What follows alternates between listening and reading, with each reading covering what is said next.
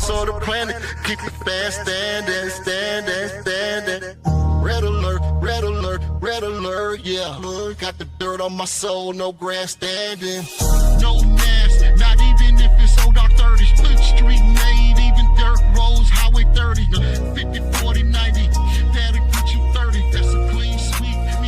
Welcome to Red Alert Houston Rocket Zone. I'm Hope Champion. Thanks for watching. Like, subscribe, and drop Clutch City in the comments. And lock in to hear Daily Rockets talk. What up, people? Yo. Mic check. All right, y'all know what time it is, man. This Houston Rockets Red Alert. Unfiltered, uncut, unchained. And it's time to sound the alarm. You better know what you heard. Gonna get on one of these things. Let's go. So apparently, what we have here today, people, is a failure to communicate. Our Houston Rockets came out and then dominated the Brooklyn Nets.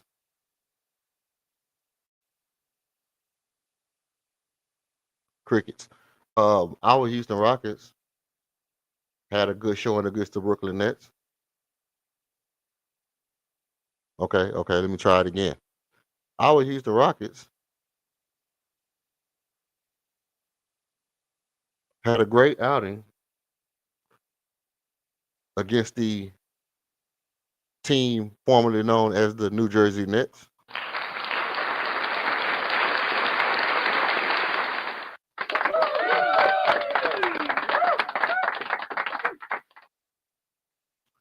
And all things considered, it played out the way that any Houston Rockets fans might have assumed. Exactly what happened. We shot the ball a lot better. We shared the ball a lot better. We rebounded a lot better. The players who needed to step up and prove that they were able to play above the level of lesser competition did just that.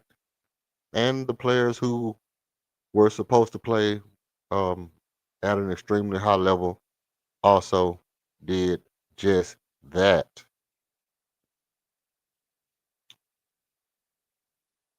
I would come on here and tell you how ecstatic I am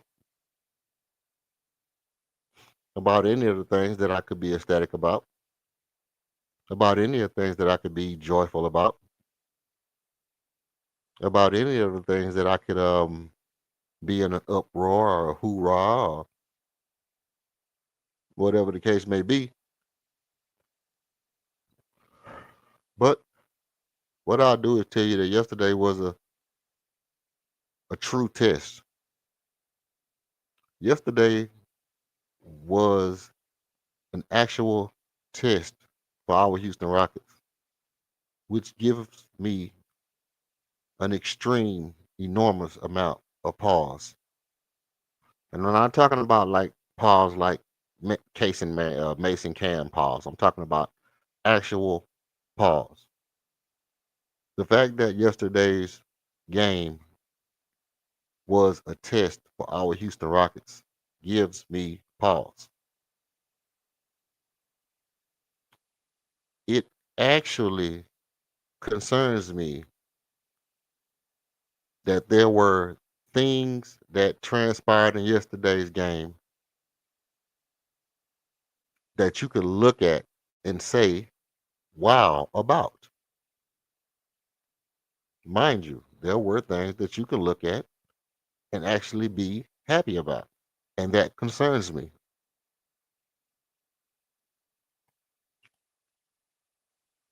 I didn't actually come on today to talk too much about yesterday's game. I actually came on today to talk more about Kevin Durant's pivot interview, which was to me way more exciting than yesterday's game. But since I'm here and I did say that I was going to come back on and do a recap, I'll give you what I owe. You gonna pay me what you owe me. I'm gonna pay you what I owe you. Josh Okogie started yesterday's game, and I have to admit that Josh Okogie looked good in yesterday's game. Jackson Gatlin said a word that to me exemplifies what Jack with the Gat. Call him what I always call him, Jack with the Gat. Over on Locked on Rockets. He said a word that exemplifies what I think Josh Okogie's being deployed in that starting lineup brings to that starting lineup that Steven Adams cannot. Peskiness. Peskiness.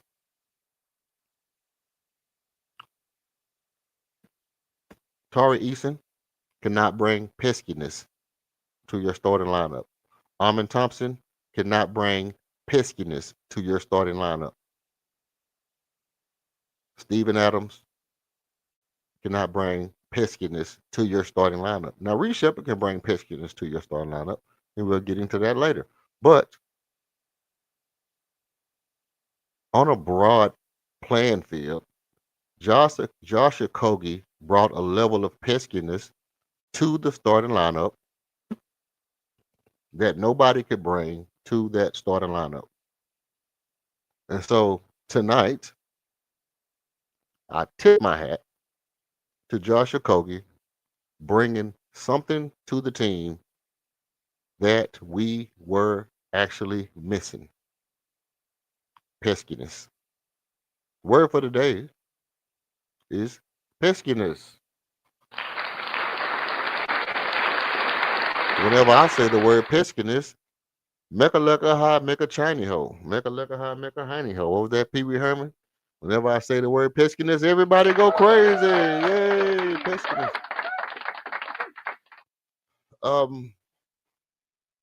So I tip my hat to Josh Okogie. Also, he played a good game. He actually was playing exceptional defense, and he played great defense. Now, mind you, I would say, hey, but it's the Brooklyn Nets. But he was playing great defense on a guy who was, you know, actually having quite an offensively explosive year thus far in the season. So I'll give him another round of applause.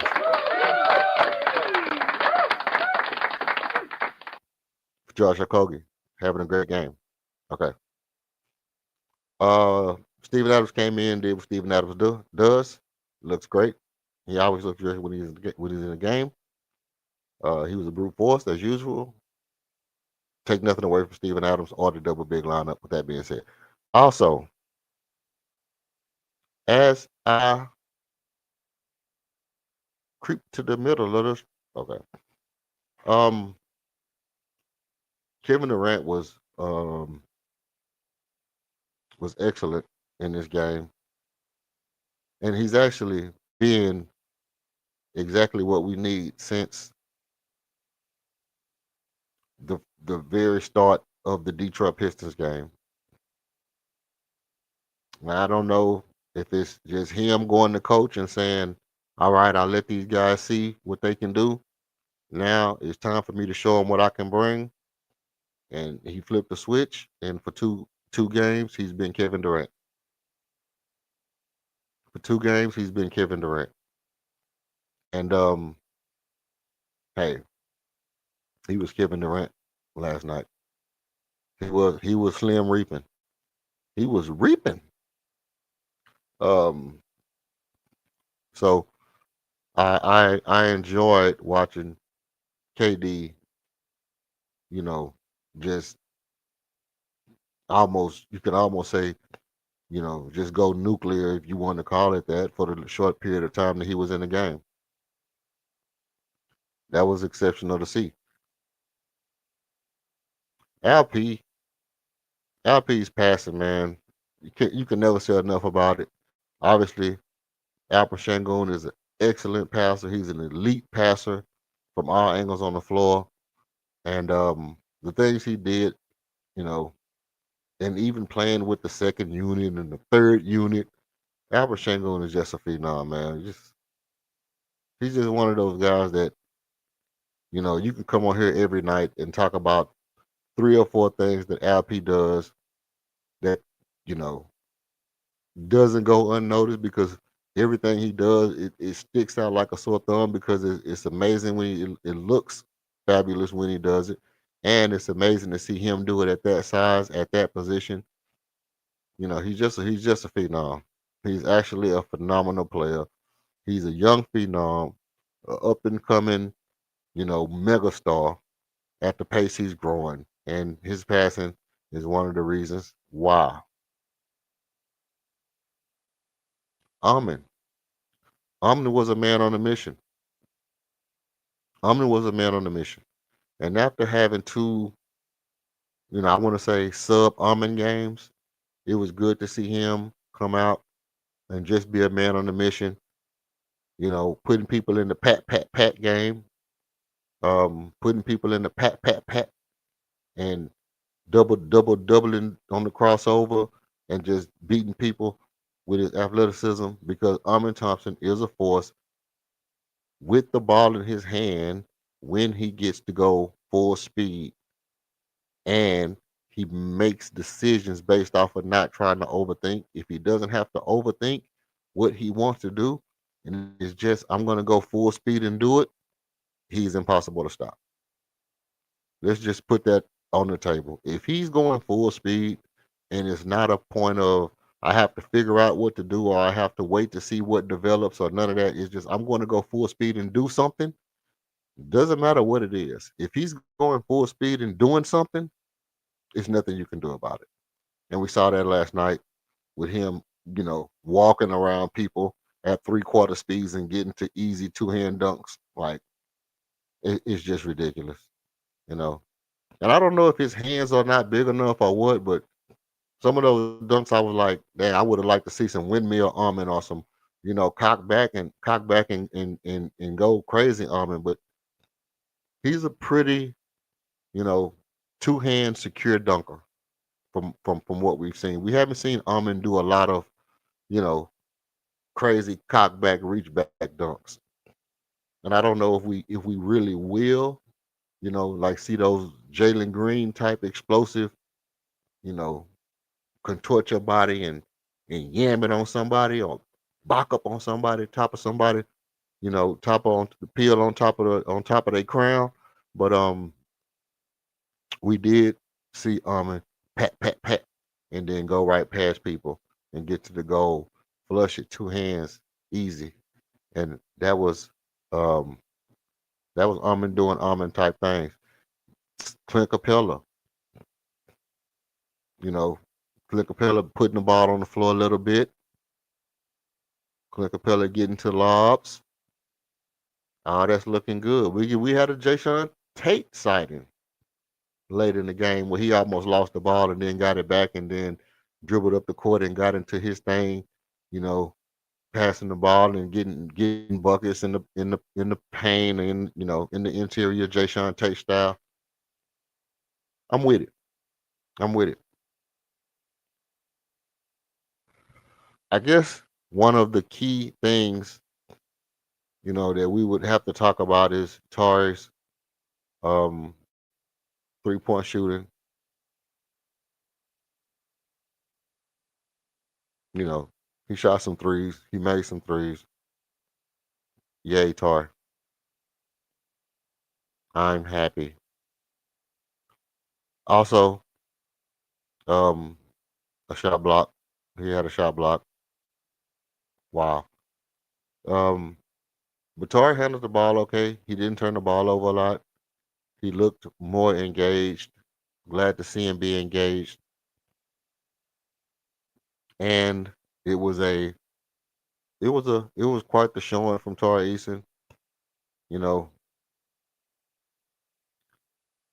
Tar has to find a way to play like that on a day where he doesn't know if he's going to get those types of minutes. That's just what it's going to be. If all you get is 5 minutes, look, here's the thing. If all you get is 5 minutes and we saw you make 2 or 3 threes in 5 minutes and all you get is 5 minutes, we still need you to play like you're going to get 30, 40, 50 minutes. Because it might be a game where all that's required of you is 5 minutes and you have to come in and play like you're going to get a lot of playing time. That's just because he probably could have had more minutes and he probably could have had more points, but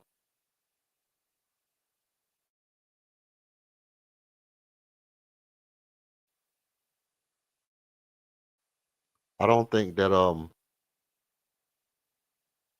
you know, I don't think that if you can do that in X amount of time, and the only way you do that in X amount of time is if you think you're gonna have Y amount of time, then the difference between X and Y is only gonna show that, there was a certain amount of time that you know, there was Z amount of time that you could have not been playing your hardest. That's just how I take it. Um, Reed Shepard, Reed Shepard, another person who had a great game. Now, Reed, on the other hand, I have to give you a little bit more enthusiasm because Reed was not better skilled by as big a margin as the other 13 players were that played. He did not have as big a margin skill wise to the Brooklyn Nets that the other guys did.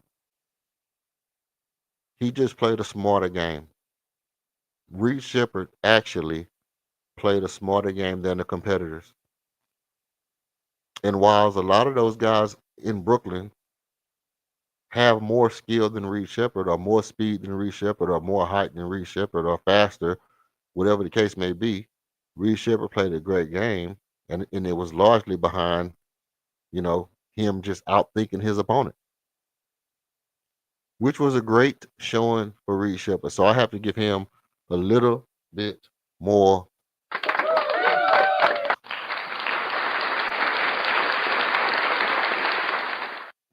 how you supposed to shoot. From now on, that's how you shoot. For Reed Shepard, and more so passing, and more so passing. He made great passes last night. Okay, Reed Shepard made great passes. I need you to make those passes regularly. Okay, thank you. That'd be great. That'd be great. Now I understand that when you're playing a better team, they're not gonna let you throw the ball all the way across from one side of the court to the other side of the court. They're gonna be pushed up a little bit farther. They're gonna be more tightly into the zone. They're gonna be packing the passing lanes. And some of those passes that Reed made last night just not gonna be there. And when they're not there, I don't expect them to try to zip it. But here's the thing: once you find out that that's what makes you a good player, and I don't know if when he was in college or if he was in high school, did he ever say, "Hey, can I throw this pass across the court full speed? What's my pitching speed? How fast can I zip this pass from one side to the next? Can I throw this ball on the down? Let me throw a couple of rocks, and see if I can knock some cans off or something, or any of the stuff that people do to just perfect their aim and, see what their passing speed is and all that stuff." I don't know if he did any of that, but he seemed like an old country boy, whatever. Um, so I would expect that some of those things are gonna have to be sticking. He just has to he just have to, play inside of the frame of what makes him good and really develop that skill set, and Reed Shepard can look as good as he looked last night in a lot of games, because obviously we have a lot of games to go and we don't have a lot of, I mean, we have a lot of games where he's going to be as good in comparison to the other side as he was last night. You know, I mean that's just a fact. He's going to be as good as he was last night to a lot of teams, and when he has to play as good as he did last night.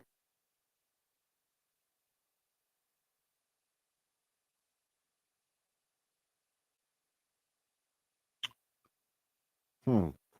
Did I forget anyone? Did I forget anybody? I don't think so. I don't think I forgot nobody. But I did want to come on and just say, hey, look, the guys played great last night. The guys played great last night, and um, you know, okay, they played great last night.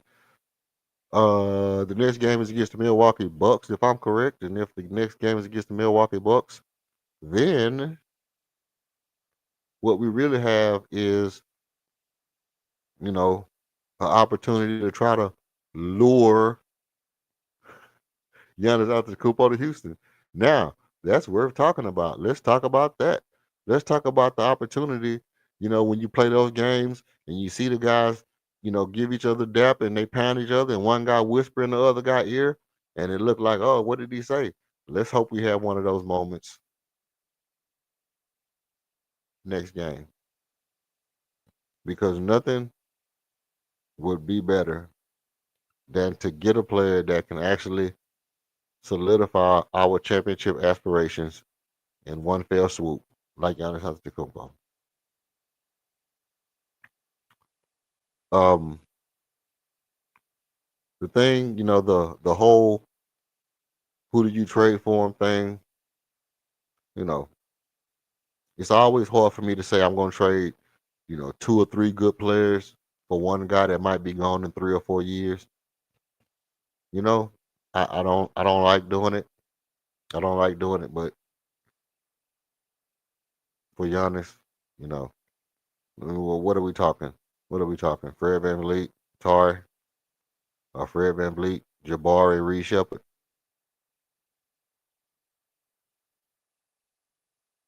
some picks, a ton of picks. Done,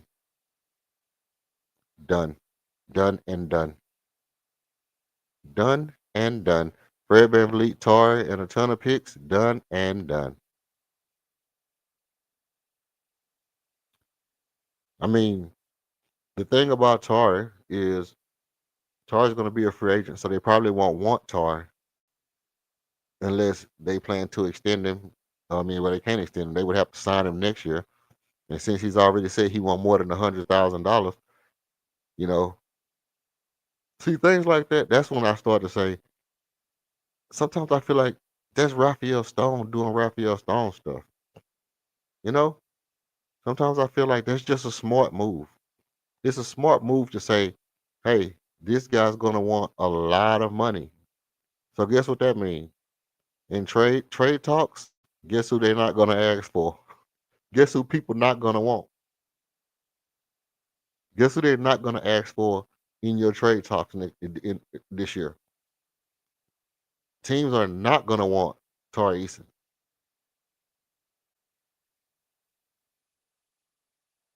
because they're not gonna say, like, if it comes down to it. Now listen to me. Listen to me and listen to me well.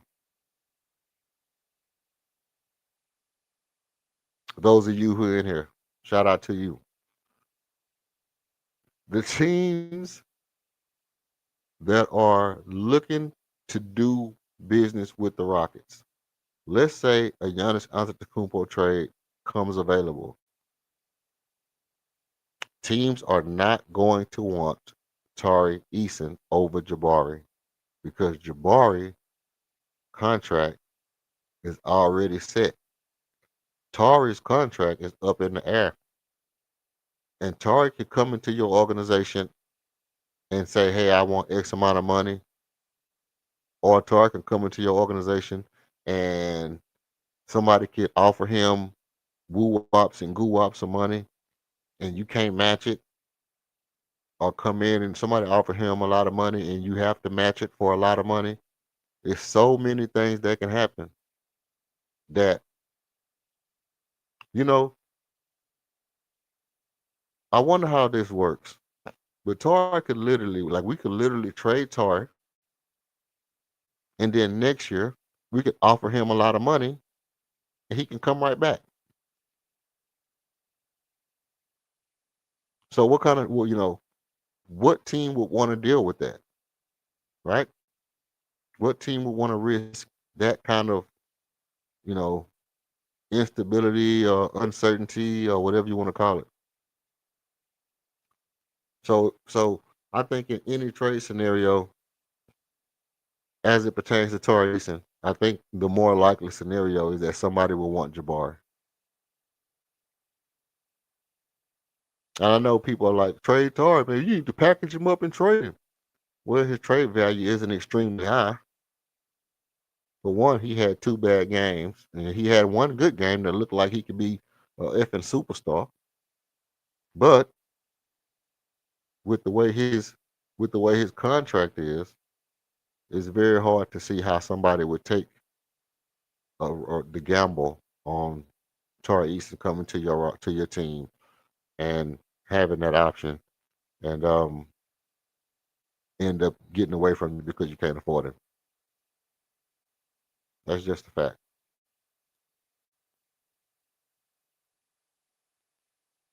Now, real quick, and then I'm gonna get up out of here. Real quick, and I'm gonna get up out of here. I don't know if you watch the Kevin Durant pivot interview, but if you haven't watched the Kevin Durant pivot interview, that thing was fire, bro. He said one thing that stood out, and that thing was something that to me is probably one of the biggest things we could imagine in Houston. It pertains to Kevin Durant coming off of the bench.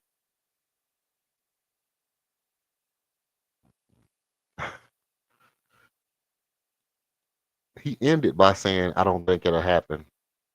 But he started by saying, yeah, sure. Everything he said in between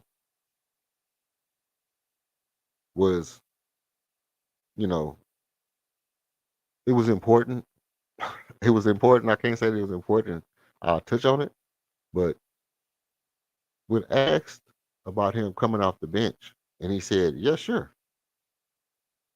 And my ears perked up. My ears got to percolating, and when my ears start percolating, I start thinking, Kevin Durant would have to go from 1A, 1B to option 2 to option 3 to option 4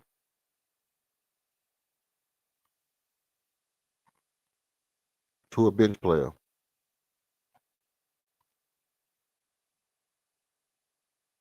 How long would they mourn my brother? Wish I would have had another. How long will it take for Kevin Durant to get to that point to where he's a 4th option player or to where he's a spot minutes player? You know, we don't want to run him down a lot. We bringing him in off the bench as a 6 man. We're using him like a Ray Allen in Miami. How long before he gets to that point? 4 years, 5 years, 6 years from now? 30, he's 40, he'll be 44. I mean, 4 years from now, he'll be 30, he'll be 42. And then 4 years from now, 4 years from now, Kevin Durant is on your bench as a spot minutes guy, just a microwave microwave player come in and get you buckets. The value of that with the team that we're growing,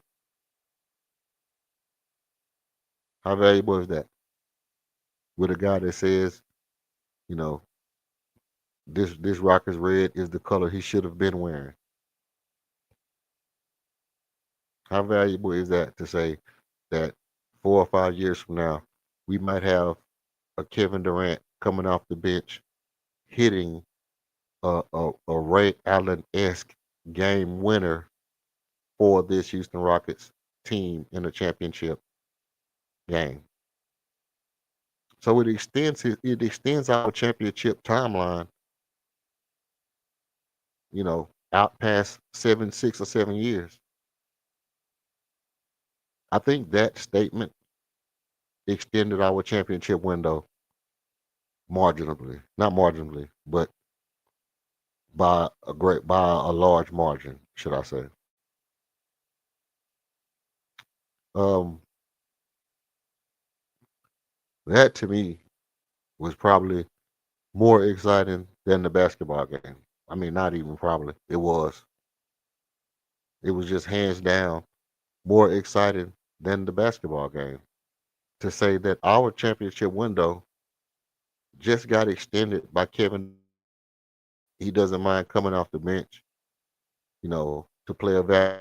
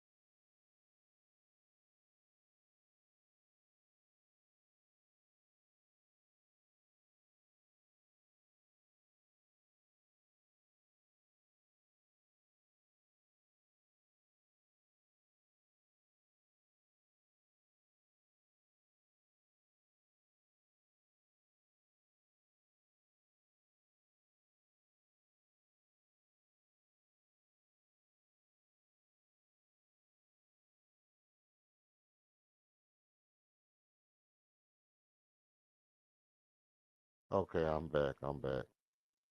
So yeah, what I was saying was that our championship window being extended by, another five, our championship window being extended to 6 years instead of just being a 3 year window. If Kevin gonna be here for 3 years, we got a 3 year window.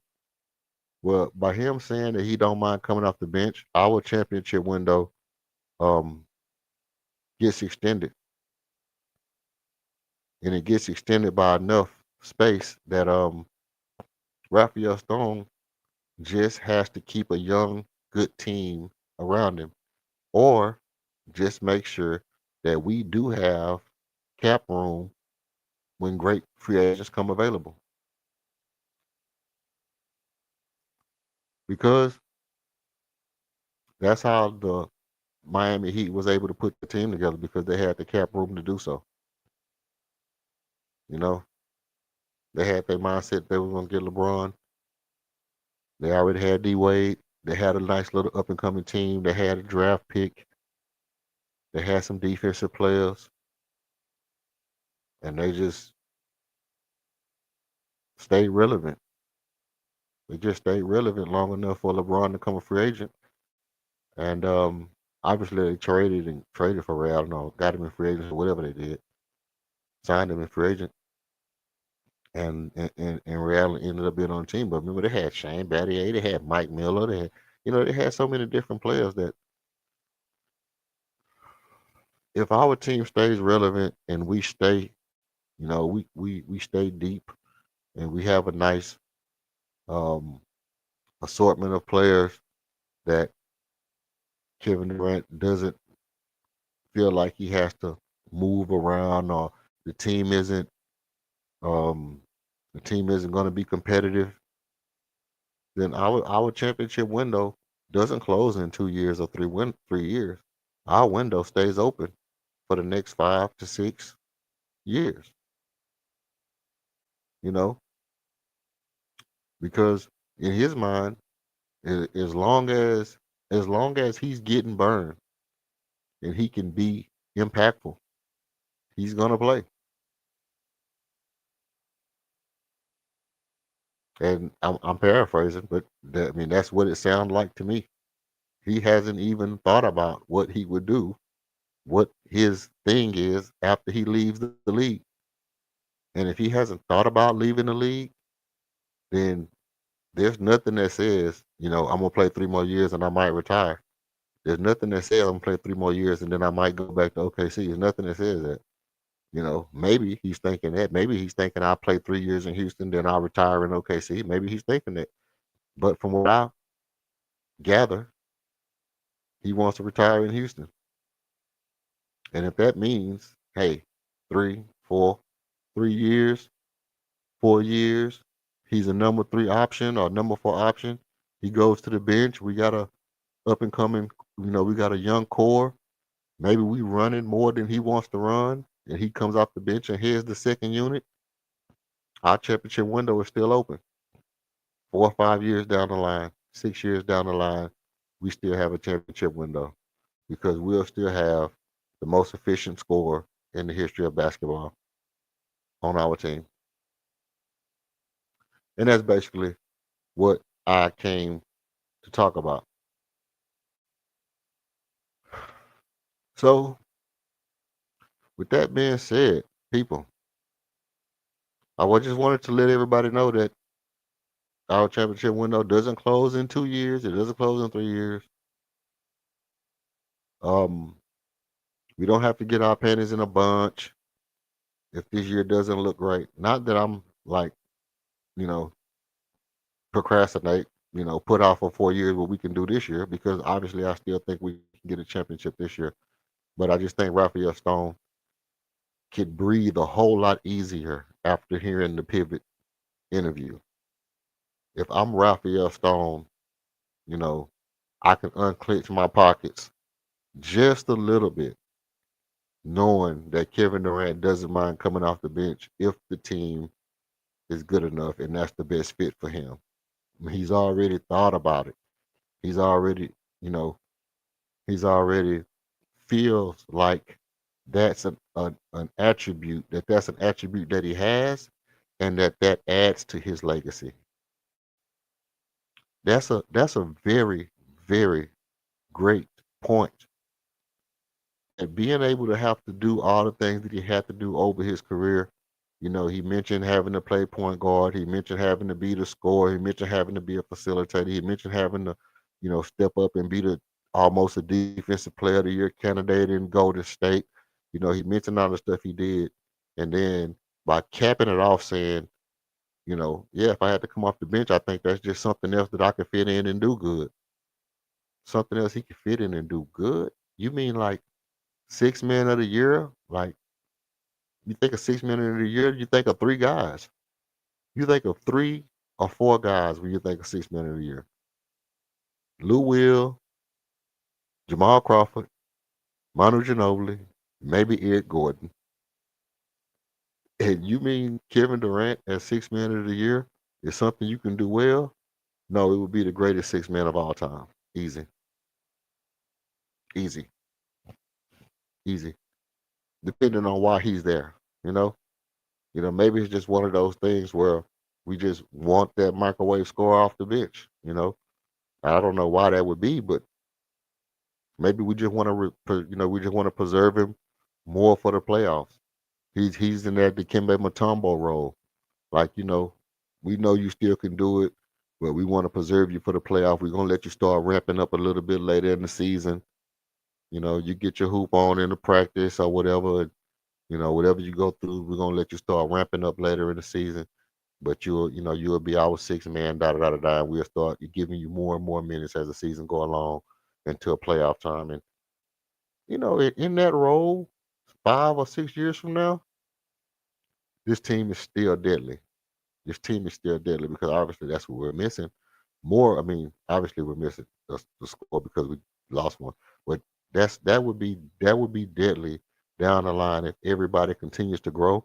If we don't make, like, let's say we don't really make any trades this year, we don't get rid of any of the core guys we have, and Tarek continues to grow, and Reed continues to get better, and Ahmed goes to another level, and Alp goes, and Jabbar is doing great, and all these guys are playing well, and we end up running out of lineup of um, Reed, Amin, Tari Jabari, and Alper Shangoon, and Kevin Durant's coming off the bench for whatever reason. I mean, I'm saying like 5 or 6 years from now when he's like 44. So it's not like I'm saying that either one of those guys is better than KD, but I'm saying like when he's like 44, you know, what if all those guys are playing at elite levels,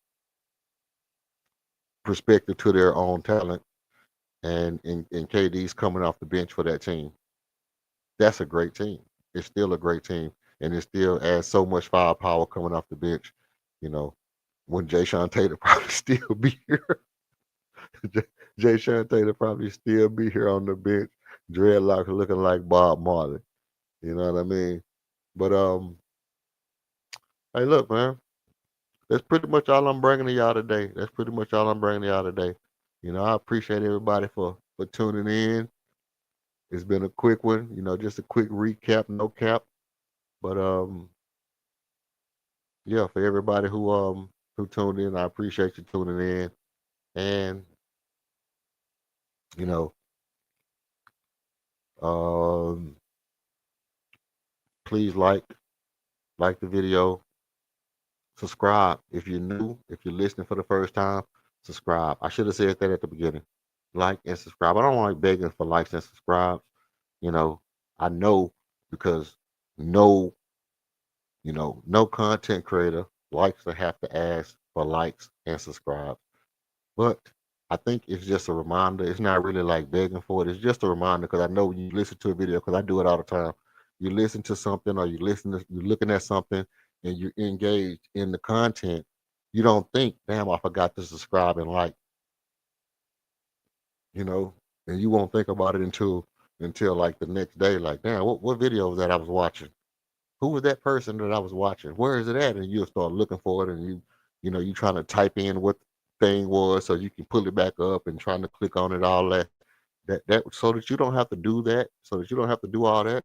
If you're new and you haven't subscribed, just hit the subscribe now. So when I drop something, um, you get it off the rip. You get it off the rip. When the link is in the comment and you want to pull up and you want to talk, you already right there. You already have it.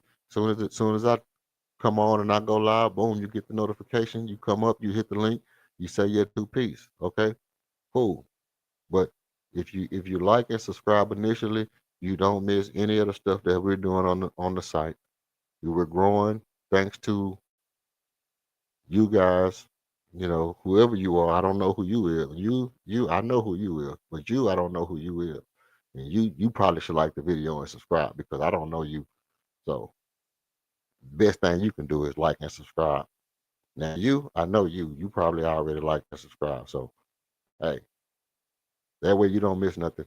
And y'all will make the channel grow every. Matter of fact, before I go,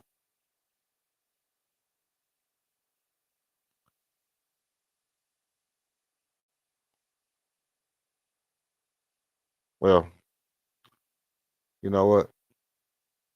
Here's the thing. I'm finna catch up out of here. I'll tell you what I'm gonna bring next. I'll tell you about the next show after this.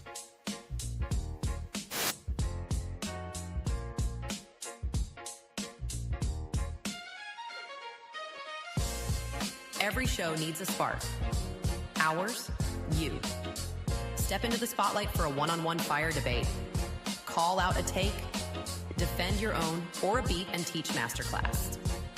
Winners earn bragging rights and rewards. Email redalert.rocketzone@gmail.com to lock your spot or choose a topic from our board. Thanks for supporting the movement.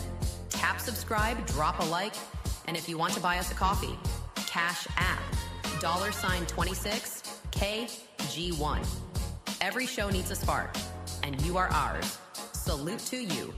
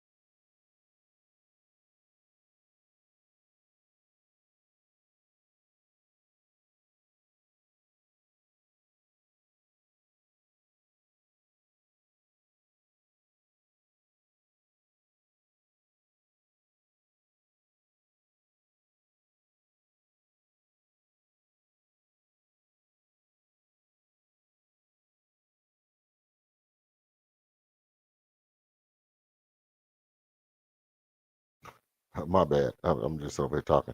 Tomorrow's game is against the Toronto Raptors. Um, not the Milwaukee Bucks as I as I thought it would be. But tomorrow's game is against the Toronto Raptors. So um it's an early game, I think. Tomorrow's game is going to be at 5:30. So I don't necessarily know if I'll be able to get in time to do a full game pregame show, but the Toronto Raptors are not an elite team. They do have elite, um, you know, arm reach on the perimeter and a great, good player in Scotty Barnes who could have been better. Scotty Barnes is one of those players that could have been very good if he had a very good coach. And I think Nick Nurse leaving really, really hurt Scotty Barnes.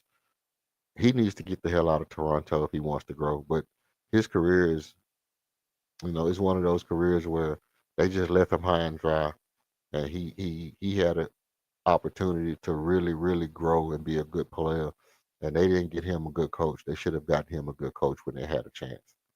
You know, like all these people who watching, you got these young players, and you sitting there knowing that Mark Jackson is out there who can develop your young talent, and you're not going to get Mark Jackson to develop your young talent. You getting all these busters to come in when you got up and coming superstar players, and you got your ego in your ass to where you won't go get Mark Jackson, or the league has blackballed Mark Jackson to where nobody can go get him. How the hell you gonna blackball me from doing something? You know what I mean? How you gonna blackball me from doing something when I'm trying to win? You know, I wish you would. I wish you would tell me I got to let my team suck because you had a problem with somebody. Like what kind of shit is that? You know what I mean? Like you over there with your $1 billion team, and because your $30 billion team had a problem with somebody, I can't go get the person who could develop my young player for my little $6 billion team, so I can try to make my little $6 billion team into a better team. Hey, I wish you would. I wish I might. Boy, you better. Boy, you better. But anyway, tomorrow will be a game against Toronto Raptors. It is a away game.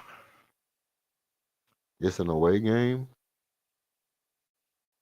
Oh, the in-season tournament starts in San Antonio on the 7th. That's going to be crazy work. On November 7th, it's going to be crazy. On Friday, the in-season tournament starts. So these next couple of games go like this. We got Toronto tomorrow. Then Saturday, we have the Celtics. That should be a blowout. We have the Maverick on the 3rd. That could be a blowout. We have the Grizzlies. Meh. That could be a challenge, but it should be a win. We got the Spurs. That should be a blowout. If you think Victor Wembanyama is gonna beat the whole damn team, then maybe the Spurs can beat us. But they don't got no Greg Popovich over there, and I keep trying to tell people they don't got no Greg Popovich. They got Victor Wembanyama, but they don't got no Greg Popovich. So, this next 5-game span is looking like, could be five wins in a row.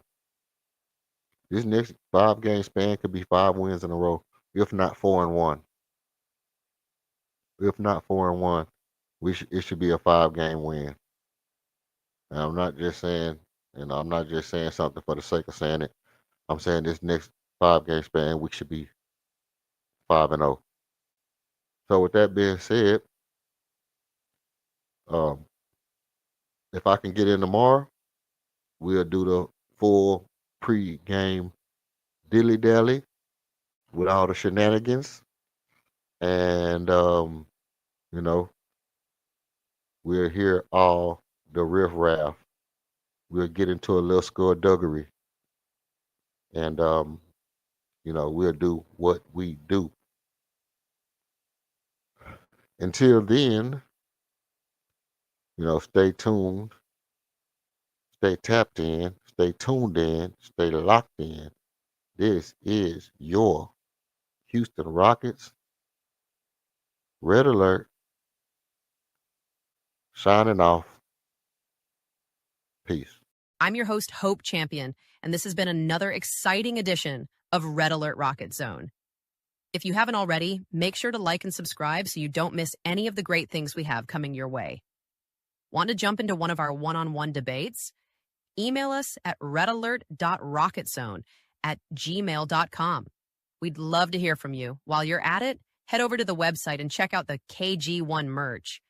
And if you want to show support or buy us a coffee, you can send it through Cash App, $2 6KG1. We truly appreciate your support because every show needs a spark. And for us, you are it. So come back again and blast off with Red Alert Rocket Zone. Another night, another stat I can't defend. Another hope, our hope never ends.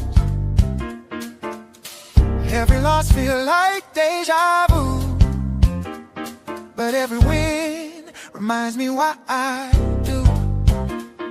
The lights fade, but the passion don't. The city fans got pushed back for the smoke. Even when the shots don't fall, I'm still here to talk that talk. You can't believe I'm still tuned to this tone. Still taking off in the rocket zone. All the heat, all the pride, you know what we own. Yeah, welcome home to the Red Alert Zone.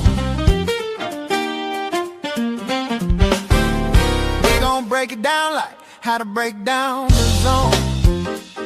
He is an alien man, Mike calling on the phone. Every fan's a debater at heart. Every stance to take is part of the art. Oh, they say the data never lies, but numbers can't feel what's on the heart inside. So we clutch city till we die, even if we hold their feet to the fire. Tuned to this tone, taking off in the rocket zone.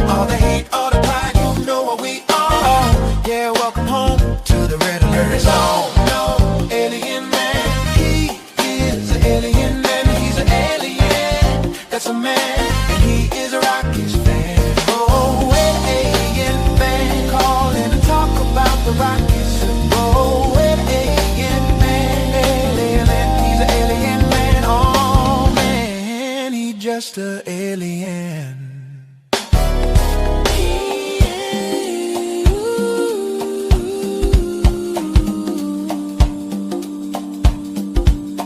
Yeah.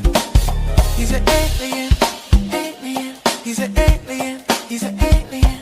He's an alien, he's an alien. He's an alien, he's an alien. He's an alien, he's an alien. Oh, alien, he's an alien. Oh, alien, he's an alien. Oh, alien, he's an alien. Oh,